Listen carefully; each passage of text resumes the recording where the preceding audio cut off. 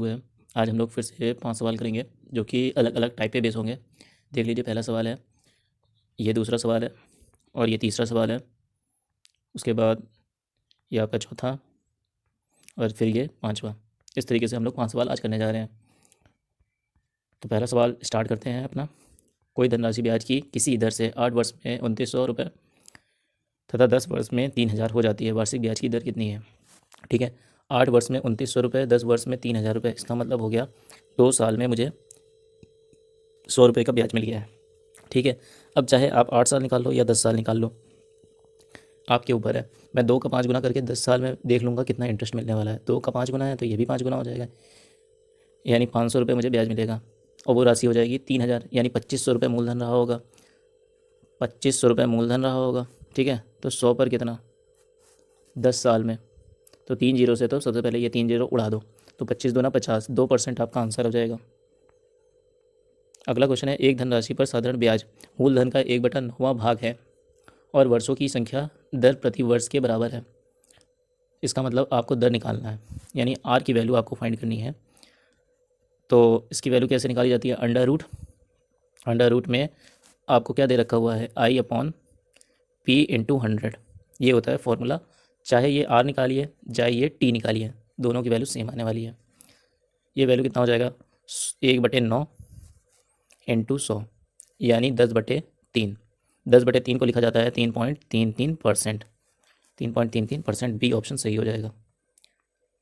अगला क्वेश्चन है, 3600 की राशि को 2 भागों में इस प्रकार विभक्त करें कि पहले भाग पर 5% वार्षिक दर से 3 वर्ष का साधारण ब्याज, दूसरे भाग पर 6.25% वार्षिक दर से 4 वर्ष के साधारण ब्याज के बराबर हो। तो राशियाँ क्या होंगी? अगर आपको दे रखा हो कि साधारण ब्याज क्या है, बराबर है, तो P1/P2 जो होता है वो बराबर हो जाता है R1/T1/R2/T2 रेशियो के बराबर। ठीक है, तो यहाँ से हम बोल सकते हैं कि 5 × 3 15 और 6.25 × 4, तो 4 छंग कितना होता है? 24, 25 चौको 100, तो 24 और 100 यानी ये हो गया 25।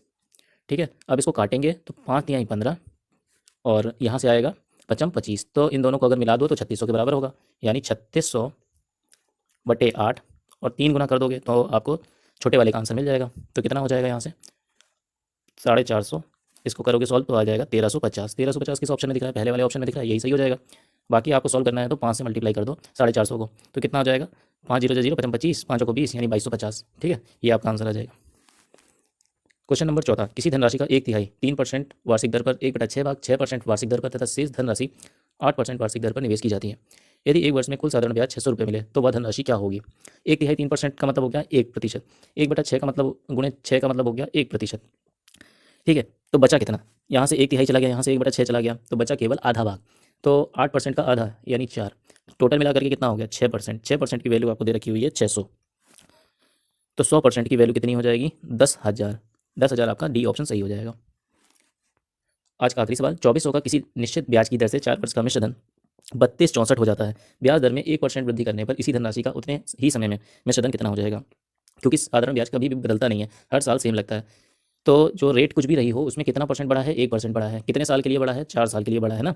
तो 4 एकम 4 यानी 4% इंटरेस्ट ज़्यादा मिला होगा। कितने पर? 2400 पर। तो इसका 4% निकालेंगे 2400 का, तो कितना आ जाएगा? 96। तो पहले कितना मिल रहा था? 3264। अब कितना मिलेगा? 2400 का 4% यानी 96, यानी 96। तो ये कितना हो जाएगा? 6 4 10, 9 6 15 1 16, 2 और 1 3, 33 60। सी ऑप्शन आपका सही हो जाएगा।